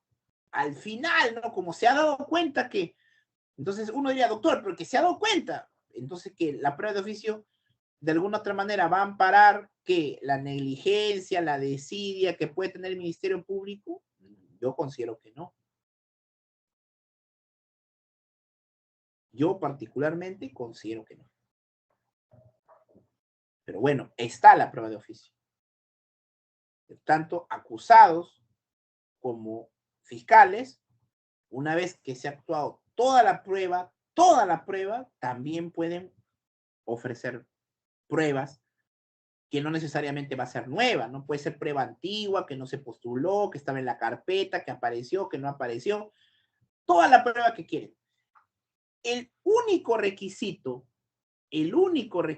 que debe tener la prueba de oficio, el único requisito es que esta prueba de oficio debe servir para alcanzar la verdad en el proceso. Ahora la pregunta es, ¿y qué es la verdad en el proceso, doctor? Para mí, según la interpretación que hago del código y sobre todo de esta prueba de oficio, la verdad es la condena. En otras palabras, la verdad es la condena. Es decir, la prueba de oficio es, o mejor dicho, sirve, pero para condenar. Sirve para condenar. La prueba de oficio no sirve para absolver. ¿Y por qué, doctor, no sirve para absolver? Por una sencilla razón. Porque si falta pruebas, es decir, si la prueba que hasta ahora se ha actuado en el juzgamiento resulta insuficiente, ¿no? Si la prueba resulta insuficiente, el Código Procesal Penal establece una consecuencia cuando las pruebas resultan insuficientes. Es decir, ya hay una, entre comillas, ya hay una consecuencia jurídica ante el hecho que la prueba resulte insuficiente, ¿no? ¿Y eso dónde está regulado? Está regulado en el Código Procesal Penal y está regulado en el artículo 398, ¿no? En el artículo 398 se establece que cuando la prueba resulta insuficiente, lo que corresponde es una sentencia absolutoria, ¿no? Lo que corresponde es una sentencia absolutoria, ¿no? Entonces, por ese lado, cuando se dice, no, pero se actuó prueba de oficio porque falta prueba, pero ¿falta prueba de qué? Si falta prueba, lo que tiene que hacer el juez es absolver, nada más. Si falta prueba, la consecuencia jurídica es la absolución. Ya está, no hay más que decir.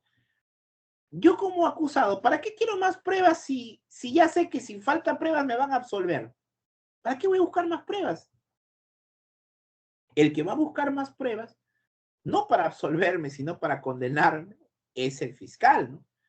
Si le ha faltado pruebas, y el fiscal me ha faltado pruebas, ya. Entonces, ¿quieres más pruebas? ¿Para qué es? Para absolver, ¿no es? Yo siempre cuando en algún evento académico o actividad académica se ha planteado esto de la prueba de oficio como un debate académico, ¿no? Los jueces o los fiscales que han participado en su momento me decían, ¿no? Doctor, pero la prueba de oficio también lo puede beneficiar a su cliente. Yo le digo, ¿pero cómo me va a beneficiar? Si ya la prueba es insuficiente, me tienen que absolver. Si la prueba resulta insuficiente, me tienen que absolver. Por tanto, si se está buscando más prueba, no es para absolverme, es para condenarme. Si se está buscando más pruebas, no es para absolverme, es para condenar. Finalmente, vienen los alegatos finales, pues, ¿no?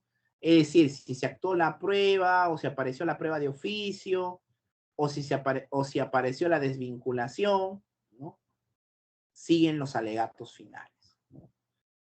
Ahora, acá hay un detalle importante, ¿no? Los alegatos finales están regulados en el Código Procesal Penal. ¿Qué significa? Sea defensa de un acusado, de un actor civil o de un tercero civil o eventualmente la fiscalía, ¿no? Tiene que cumplir ¿con qué, doctor? Tiene que cumplir con la formalidad que ha establecido el Código Procesal Penal para cada uno de estos alegatos. Les comento una observación.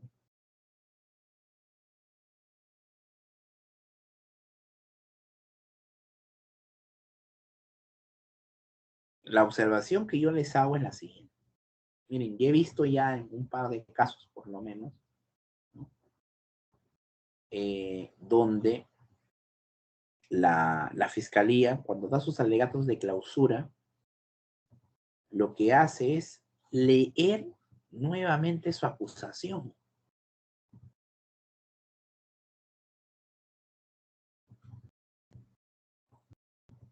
Es decir, leer la acusación.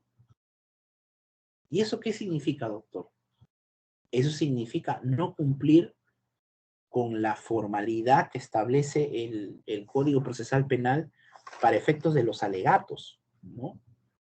El artículo 387 establece claramente cómo se tienen, ¿no? Cómo se tienen que formular los alegatos. ¿Mm?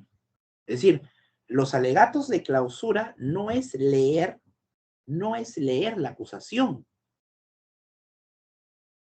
sino dice, ¿no? El 387 dice claramente, ¿no? Dice, el fiscal, cuando considere que en el juicio se han probado los cargos, dice, la sustentará oralmente, expresando los hechos probados. Es decir, ¿qué hechos se han probado? Es decir, ¿qué hechos en virtud a tal prueba, tal declaración, tal documental se ha probado? ¿No? Las pruebas que se fundan, la calificación jurídica, la responsabilidad penal y civil del acusado, y de ser el caso del tercero civil. Dice, concluirá precisando la pena y la reparación civil. Incluso, de acuerdo a la circunstancia del caso, dice, no puede pedir el aumento o la disminución de la pena o la reparación civil solicitadas en la acusación, dice. Destacará dichas razones y pedirá la adecuación de la pena o reparación civil, dice, ¿no? De igual manera, en mérito a la prueba actuada en el juicio, puede solicitar la imposición de una medida de seguridad, siempre que sobre este extremo se hubiera producido el debate contradictorio correspondiente, dice. Entonces, lo que nos está indicando este artículo 387, ¿no? Es que el fiscal tiene que proponer alegatos de clausura o alegatos finales, ¿no? En virtud a los hechos y sobre la prueba que se ha actuado en el juzgamiento.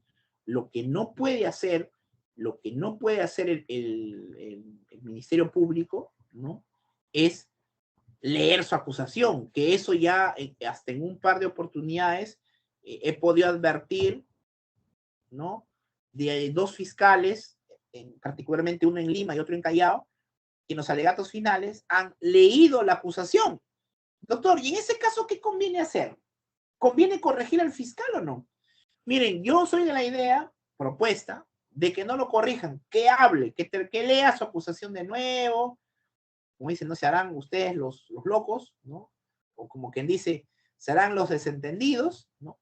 Y cuando les toque a ustedes hablar, ahí es donde ustedes le dicen al colegiado o al unipersonal, ¿no? Señores jueces, señor juez, quiero iniciar mis alegatos finales con una observación, que es que el Ministerio Público no ha cumplido con la formalidad al presentar sus alegatos, pues ha leído la acusación, lo cual no corresponde con las exigencias del artículo 387, numeral 1. Ya está. Y inician sus alegatos. Entonces, el colegiado va a decir, no, sí, pues efectivamente, ¿no? El fiscal no ha cumplido con decir sus alegatos correctamente. Pero ya pasó su tiempo. ¿Por qué? Porque si ustedes lo cortan al fiscal, cuando está hablando, lo cortan, ¿qué va a hacer el fiscal? Corregir sus alegatos. Entonces, mejor que hable recontra mal, no importa. Cuando les toque a ustedes, ahí van a hacer esa observación, ¿no? Y hacen sus alegatos ustedes, ¿no? Bueno, en el caso de la defensa, ¿qué van a señalar? Recuerden que el alegato final tiene relación con el alegato de apertura, ¿no? Si recuerdan los alegatos de apertura, ¿qué ofrecieron? Que va a haber duda razonable, que va a haber insuficiencia probatoria, que el delito no se acreditó, que su cliente no participó. Ya, perfecto. ¿Qué van a decir ahora? Van a decir que justamente eso que han ofrecido se ha cumplido. Es decir, lo que ofrecieron se cumplió. ¿En qué sentido se cumplió? En el sentido que la fiscalía no pudo probar lo que ha propuesto, pues. No probó lo que propuso. Y al contrario, lo que se ha acreditado es duda razonable. También se ha acreditado que no se probó la conducta, que no se probó el hecho, que existe insuficiencia y que por tanto se debe absolver, o eventualmente que se debe rebajar la pena, ¿no? ¿Se acuerdan cuando al inicio también dijimos que puede darse el caso que el acusado acepte el delito, acepte los hechos, pero no acepte la pena, ¿no? Entonces usted pues se ha acreditado que a mi cliente no le deben imponer 15 años, sino 10 años. O quizás también la reparación civil, ¿no? Se proponía 50.000 soles, pero de acuerdo a las pruebas que se han actuado, la reparación civil debe establecerse en 10.000 soles. ¿Se dan cuenta? Entonces, eso es lo que ustedes pueden, de alguna otra manera, ¿no? De alguna otra manera pueden formular como alegatos finales, ¿no? Siempre destacando la prueba que se ha actuado, siempre destacando los hechos, siempre destacando la conducta, ¿no? Si nosotros tampoco no es alegatos finales, ya, señor juez, ¿sabe que en el presente caso no había prueba y por tanto tiene que absolver a mi cliente? No, pues, es decir, ustedes en ese caso tienen que haber tomado nota de lo que dijeron los testigos, los peritos, la lectura de las documentales, las observaciones que hicieron, ¿no? Entonces, sobre esa base, ¿no? Es que ustedes, ¿no? Van a formular sus alegatos de clausura o sus alegatos finales, ¿no? Van a decirnos, ¿se acuerda, señor juez, que en el juicio tal testigo dijo tal cosa? Ya, por eso, con esa respuesta acreditamos que efectivamente en el caso mi cliente no participó o no se configura el delito, o de acuerdo a tal video en el cual no se advierte tal conducta, ¿no? O de acuerdo a lo que dijo el perito en la respuesta a la pregunta tal, donde consideró que no hay lesiones, ya, bueno, ya, eso es lo que ustedes tienen que destacar en los alegatos finales. Doctor, ¿y el tiempo? Los alegatos finales siempre les van a dar más tiempo que el alegato de apertura. En el alegato de apertura dijimos 2, 5 minutos, en cambio acá les van a dar 10, les pueden dar hasta 15 minutos, 20 minutos. Ojo, yo hablo casos comunes, porque seguramente alguien dirá, doctor, pero en Justicia TV veo que los alegatos finales se demoran días. Pero esos son casos emblemáticos, pues, ¿no? Ustedes van a defender casos comunes. De los casos comunes les van a dar 10, 15, hasta 20, ya extremo, ¿no? Más no les van a dar el tiempo. Entonces, todo eso tienen que calcular ustedes, ¿ya? Tienen que calcular ustedes. Ahora, el actor civil, bueno, el actor civil va a acreditar, ¿no? O mejor dicho, va a señalar que la propuesta que hizo al inicio, que habían daños, se han acreditado los daños, ¿no? Los agravios, ¿no? Se ha acreditado la cuantía, ¿no?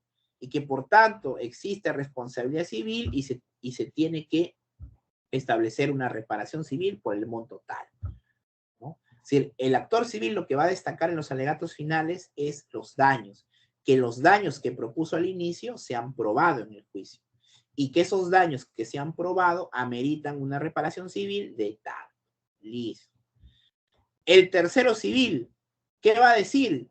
Que quizás en el caso, ¿no? No se ha probado la responsabilidad penal del acusado, ¿no? Entonces, si el acusado tiene responsabilidad penal, por consecuentemente, él tampoco tendrá responsabilidad civil. O en su defecto, puede ser que el acusado tenga responsabilidad civil, disculpen, responsabilidad penal, no tenga, pero sí tenga responsabilidad civil. Entonces, ahí el tercero civil tiene que cuestionar la responsabilidad civil, ¿no? Está bien, puede ser que sea culpable, pero no hay responsabilidad civil porque no se han acreditado los daños en este juicio, ¿no? O quizás también el tercero civil no tiene ninguna relación o vinculación con el acusado, ¿no? También eso se puede destacar, ¿no? Entonces, eso en general van a ser los alegatos finales, ¿no? De parte del Ministerio Público, la defensa del acusado, el actor civil y el tercero civil responsable, ¿no? Y para concluir, tenemos la sentencia, ¿no? La sentencia puede ser absolutoria o condenatoria. Absolutoria o condenatoria. Si es absolutoria, ¿qué significa? En la sentencia se va a destacar que se ha confirmado la presunción de inocencia de esta persona. ¿Por qué se ha confirmado la presunción de inocencia? Porque ha habido duda razonable, porque no existe prueba suficiente, porque no se acreditó la conducta, porque no se acreditó el hecho, porque el hecho no constituye delito, o porque se ha configurado alguna causa que exime de responsabilidad. Por ejemplo, legítima defensa, estado de necesidad, actuar en función a alguna actividad lícita, ¿no? O quizás hay alguna causa de inimputabilidad también, ¿no? Entonces, en relación a esos supuestos, se ha determinado la absolución del acusado, ¿no? Doctor, la más recurrente es duda razonable o insuficiencia probatoria. Son las dos más recurrentes. ¿Por qué, doctor? Porque la conducta siempre está ahí. El hecho también está. El delito también está. Difícil que se le haya pasado una causa eximente al fiscal, ¿no? Porque eso quizás en etapa intermedia o en investigación. Puede darse, no digo que no, pero es muy raro, ¿no? Generalmente las absoluciones vienen por duda razonable o por insuficiencia probatoria. Sobre esas dos se descansa generalmente la sentencia absolutoria, ¿no? Ahora, doctor, ¿y si condena? Fácil, pues hay prueba suficiente, no hay duda, está el hecho, está la conducta, el delito, sí que es culpable, pues. Entonces es culpable. Dato importante, es muy difícil conseguir una sentencia absolutoria. Es muy difícil, muy difícil. Generalmente en los delitos comunes, siempre se condena. Es decir, un robo, un hurto, un tit, una tenencia de arma, una estafa, una usurpación, generalmente se condena. ¿Y en qué casos generalmente se absuelve? Generalmente se absuelve en casos de corrupción. Generalmente. ¿Por qué en casos de corrupción generalmente se absuelve, doctor? Porque los delitos de corrupción son muy difíciles de probar. Son muy difíciles de probar. Por eso que en esos casos generalmente se absuelve. Por eso, entre comillas, ¿no? Ya eso es una opinión personal, ¿no? Si ustedes defienden a una persona en un caso común y lo condenan, no se sientan mal. Ya les estoy diciendo en mi experiencia que generalmente en un caso común se condena. Es más del 90% de los casos que si se van a juicio por un delito común, muy probablemente van a condenar a esa persona, ¿no? Cosa muy diferente va a suceder cuando ustedes defiendan algún caso de corrupción. ¿Por qué? Porque probablemente lo van a absolver, porque la prueba generalmente resulta insuficiente o porque existe duda razonable, ¿no? Entonces, generalmente en casos de corrupción se absuelve. Y eso no significa que los abogados que defiendan casos de corrupción van a ser mejores que ustedes. Nada. Solamente, como siempre digo, ellos han tenido la suerte de defender ese tipo de casos y ustedes han tenido la mala fortuna de defender los otros casos. Así es sencillo, ¿no? Ayer comenzaba con un colega, ¿no? Él me contaba, ¿no? Me decía, doctor, ¿cómo hay abogados que ganan siempre sus juicios? Y yo le digo, pero es fácil, pues, ¿qué delitos han defendido? Colusión, cohecho, peculado. A ver, que defiendan un robo agravado, que defiendan un TIT, que defiendan una tenencia de armas, a ver si van a conseguir absolución. No lo van a poder hacer, pues, ¿se dan cuenta? O sea, ya esa es cuestión del de la suerte, ¿no? En el sentido de que te toque tal o cual caso, nada más. Eso no te hace ni mejor ni peor. Nosotros en el estudio generalmente, por más que defendamos con todo, en casos comunes siempre le advertimos, ¿no? A los acusados, ¿no? Probablemente te van a condenar, hay esta cuestión, probablemente va a pasar eso. ¿No? Es muy difícil conseguir una absolución, ¿no? En cambio, cuando tenemos casos de corrupción, le decimos generalmente a los acusados, ¿no sabes qué? Mira, la fiscalía, yo no encuentro cómo te va a probar que has supuestamente te has coludido o supuestamente te has apropiado de dinero, ¿no? Es muy difícil, es muy difícil. Entonces, bueno, doctor. Y eso no significa que en un caso sea muy bueno y en otro caso sea muy malo, nada, sino sencillamente que por una cuestión circunstancial de la vida, ¿no? Me puso en un caso ante un hecho que probablemente va a ser culpable, mientras que en otro caso, ¿no? Me han puesto en una situación donde probablemente sea declarado o se confirme su inocencia, ¿no? Y eso no nos hace ni peor ni mejor abogado, ¿ya? Doctor, ¿y para la sentencia cómo es? La sentencia se fija una audiencia, una sesión, disculpen, una sesión, donde en esa sesión se hace la lectura del fallo, ¿no? Se dice si es culpable o es inocente, ¿no? Y en otra sesión, ¿no? Se lee ya el íntegro de la sentencia. En otra sesión ya, ¿no? Ya se leen los fundamentos. En la primera sesión sería una especie de adelanto de sentencia, ¿no? Ya los jueces han escuchado ambas partes y los jueces dicen que este es culpable. Sé que, doctor, la sentencia va a ser condenatoria. Le adelantamos, va a ser condenatoria. Ya, los fundamentos, vamos a programar la audiencia de acá a 5 días, de acá a 6 días, máximo 8 días hábiles, ¿no? Para ya tener los fundamentos de la sentencia y con eso se acaba el caso. Ya, perfecto, perfecto, muy bien. Ya saben ustedes que ya lo han condenado. Entonces, en ese caso, doctor, en la segunda audiencia, cuando se lea el íntegro de la sentencia, ahí pueden interponer recursos de apelación. En la primera sesión, donde se dio un adelanto de la sentencia, ahí todavía no van a apelar, porque hay un adelanto, aún no sabemos los fundamentos. En cambio, en la segunda sesión, ahí pueden interponer ya el recurso de apelación, ¿no? Y frente a esa sentencia, hay un plazo de 5 días para que presenten por escrito la fundamentación del recurso de apelación, ¿no? Porque en la sesión donde se ha leído los fundamentos o el íntegro de la sentencia, ahí han interpuesto el recurso y ahora tienen 5 días, ¿no? Ahora tienen 5 días para fundamentar por escrito el recurso de apelación. Y bien, eso particularmente era lo que quería comentarles el día de hoy, ¿no?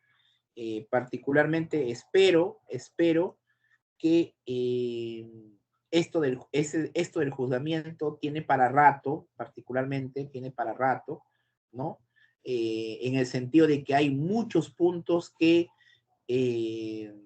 como quien dice, tenemos que aprender, ¿no? Sobre todo nosotros los abogados. Yo les podría aconsejar, ¿no? Que sobre todo cuando asuman la defensa de los acusados en el caso de los delitos sexuales, sean como defensa pública, sean como defensa privada, ¿no? No la van a pasar nada bien. Yo diría que hasta van a encontrar un órgano jurisdiccional hostil en el sentido que, no sé, lo van a tomar de manera personal, que porque están defendiendo ese tipo de personas, probablemente todo lo que le pidan lo van a rechazar, lo van a denegar, ¿no? Yo no entiendo, a veces creo que los jueces se lo toman personal, lo cual no debería ser así, ¿no? Porque sean ustedes o nosotros abogados de la defensa privada o pública, ¿no? Es parte del trabajo, ¿no? Así como podemos defender a personas de bien y que injusta o arbitrariamente están siendo juzgadas, también hay de los otros, ¿no? Y igualmente merecen una defensa, ¿no? Eso no nos hace peor ni mejor, ni nos hace malas personas, solamente es parte del ejercicio profesional. Pero ya les adelanto que cuando defiendan ese tipo de casos, ¿no? Por circunstancias X de la vida, ¿no? Van a encontrarse con un órgano jurisdiccional hostil. Probablemente todo lo que le pidan no se los van a aceptar, los van a mirar de muy mala manera, les van a rechazar prácticamente todo lo que pidan. Doctor, y en ese caso, ¿qué hacer? Bueno, yo particularmente algo que ya es un tema de formación es que siempre cuando se piden las cosas con mucho respeto, ¿no? Y de manera muy cordial, ¿no? Creo que con eso se gana siempre algo, ¿no? Yo particularmente tengo en algunas oportunidades de defender a estas personas vinculadas a delitos sexuales, ¿no? En algunos casos, ¿no? Porque son personas que por N circunstancias están sometidas a un juicio, ¿no? Y a mí me toca defenderlos, ¿no? Entonces, cuando aprecio desde un inicio esta conducta de los jueces, sobre todo cuando son jueces mujeres, ¿no? Siempre me dirijo con respeto, siempre el por favor, siempre el gracias, ¿no? Para que de alguna otra manera, digámoslo así, ¿no? La percepción que tienen las juezas en función a los abogados, sean varones o mujeres, del por qué estamos defendiendo a un tipo tan, disculpando la expresión, desgraciado que ha cometido ese delito, como que cambie su percepción. Yo particularmente inicié un juicio donde las magistradas, yo por eso que hasta me han maltratado, ¿no? Pero en parte las comprendo, ¿no? Es decir, son mujeres, en un caso sexual, hay menores de por medio, pero creo yo que los jueces no pueden contaminarse con cosas personales, ¿no? Pueden ser objetivos, pero son seres humanos también, ¿no? Es decir, parte de nuestra razón como seres humanos es que no podemos desvincularnos a cuestiones personales, emotivas, ¿no? Entonces pasa eso, entonces, pero se han dado las sesiones, creo que la percepción a mi persona ha cambiado, yo lo percibo sobre todo por el trato, ¿no? Y bueno, eso es lo que van a tener que ustedes afrontar, ¿no? Miren, hace muy poco, ya para concluir, ¿no? Y si hubiera alguna pregunta me la van a hacer. Eh, yo particularmente asumí la defensa de una persona, ¿no? Donde el padre de esta persona, que es una abogada, colega, ex alumna mía, ¿no? A su padre lo están denunciando por delitos sexuales, ¿no? Y su padre no es que sea, pues, un criminal, ¿no? Es un policía que tiene incluso tiene un alto cargo en la policía, pero lo han denunciado por un delito sexual, ¿no? Incluso va a haber un juzgamiento, ¿no? Entonces, yo digo, ¿no? Esta persona particularmente, que no me parece una mala persona, que me parece que cumple una labor muy importante a nivel del Estado, de la sociedad, más aún por el cargo que tiene, más aún que viene de un hogar plenamente constituido, está casado, todos sus hijos son profesionales, incluso una de sus hijas es ex alumna mía, colega.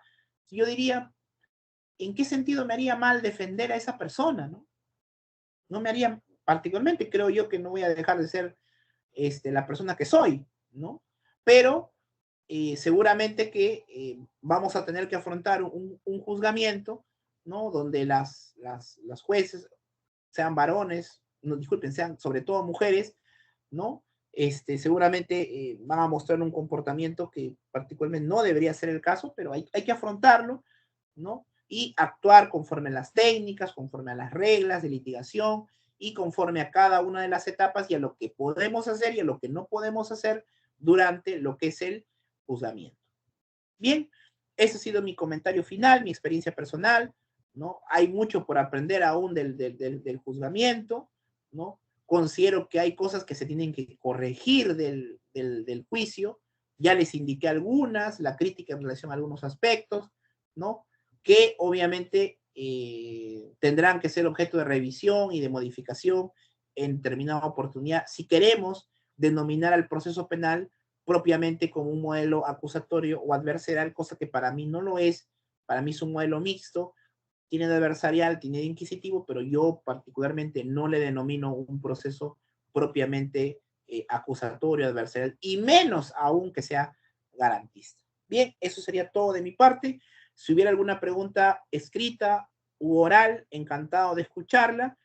Con esto vamos a culminar la exposición del día de hoy. No sé si algún participante quiere formular alguna pregunta oral o por escrito, yo encantado de leerla o en todo caso encantado de escucharlos, ¿no?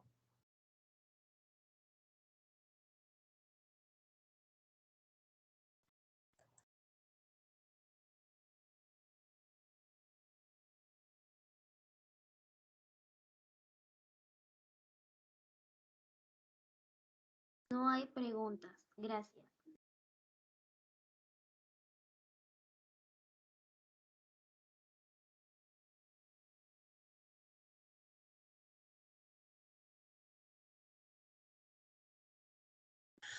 Bien, entonces, todo ha quedado claro.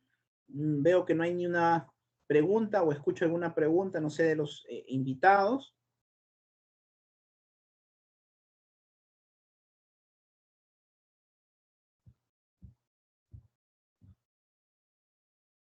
Bien, entonces, no hay preguntas, como diría mi un colega profesor San Martín Noel, ex decano del Colegio de Abogados de Lima, el doctor Nique de la Puente, ¿no? Ha quedado todo claro, ¿no? Para mí ha sido un gusto compartir estas sesiones, sobre todo agradecer a la doctora Beatriz, ¿no? Por darme la oportunidad de compartir estos conocimientos y sobre todo experiencias en lo que es la litigación y las reglas procesales, ¿no? De lo que es el proceso penal en el Perú, sobre todo en Lima, que se está iniciando su aplicación, ¿no? Mejor dicho, que ya se viene aplicando, pero que aún hay mucho por aprender, ¿no? Ustedes como abogados, sobre todo, lo único que yo les puedo recomendar es que siempre la paciencia, siempre la humildad, siempre el respeto, y con eso van a ganar mucho, sobre todo en las audiencias, ¿no? Esto es en las audiencias de etapa intermedia y sobre todo en lo que es el juzgamiento. Bien, entonces de mi parte, Beatriz, eso ha sido todo de mi parte. Si no hay preguntas, muchas gracias y nos estaremos reencontrando en una próxima oportunidad. Muy buenos días aún, que tengan muy buen fin de semana y hasta una próxima Gracias, oportunidad. doctor. Gracias. Gracias, doctor. Nos estamos reprogramando nuevos cursos. Muchísimas gracias, le agradecemos por todo. Gracias, muchas gracias, hasta luego.